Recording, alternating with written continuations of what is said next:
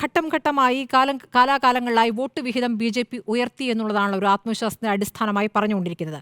2016 നിയമസഭയിൽ ഉണ്ടായിരുന്ന 14.93 എന്ന ശതമാനമാണ് 2025 തദ്ദേശത്തിലും ഏകദേശം ആ ശതമാനത്തിൽ തന്നെയാണ് നിൽക്കുന്നത് എന്നൊരു ചിത്രമുണ്ട്. 14.71%. അപ്പോൾ BJPക്ക് വലിയ നേട്ടമുണ്ടായത് എപ്പോഴാണ്? കഴിഞ്ഞ ലോക്സഭാ തെരഞ്ഞെടുപ്പിലാണ്. 2024 ലോക്സഭയിൽ അത് 19.40. 2021 നിയമസഭയിൽ അത് 12.47% എന്ന് ഓർക്കണം. കഴിഞ്ഞ ലോക്സഭാ തെരഞ്ഞെടുപ്പിൽ അത് 19.40%.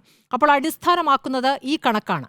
ഈ വലിയ വോട്ട് വിഹിതം, അതിൻ്റെ അടിസ്ഥാനത്തിലാണ് BJP വലിയ ആത്മവിശ്വാസം പ്രകടിപ്പിക്കുന്നത്, അല്ലെങ്കിൽ BJPയുടെ അടുത്ത വൃത്തങ്ങൾ ആ രൂപത്തിൽ ആത്മവിശ്വാസം പ്രകടിപ്പിക്കുന്നു. ഇന്നിപ്പോൾ പുറത്തു വന്നിരിക്കുന്ന പേരുകളിൽ MT രമേശിൻ്റെ പേര് ഒഴിവാകുന്നു എന്ന് പറയുമ്പോൾ നമുക്ക് അറിയാവുന്ന നേമത്ത് ആദ്യം തന്നെ തൻ്റെ സ്ഥാനാർത്ഥിത്വം സംസ്ഥാന അധ്യക്ഷൻ പ്രഖ്യാപിക്കുന്നുണ്ട്.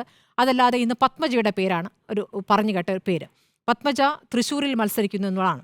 തൃശ്ശൂരിൽ പത്മജ കഴിഞ്ഞ നിയമസഭാ തെരഞ്ഞെടുപ്പിൽ മത്സരിച്ച് തോറ്റത് നമ്മുടെ മുന്നിലുണ്ട്. പത്മജ തോൽക്കുന്നു. പത്മജയെ തോൽപ്പിച്ചത് പാർട്ടിയാണ് എന്ന് പറഞ്ഞുകൊണ്ട് പാർട്ടി വിട്ട തെരഞ്ഞെടുപ്പ് കൂടിയാണ്.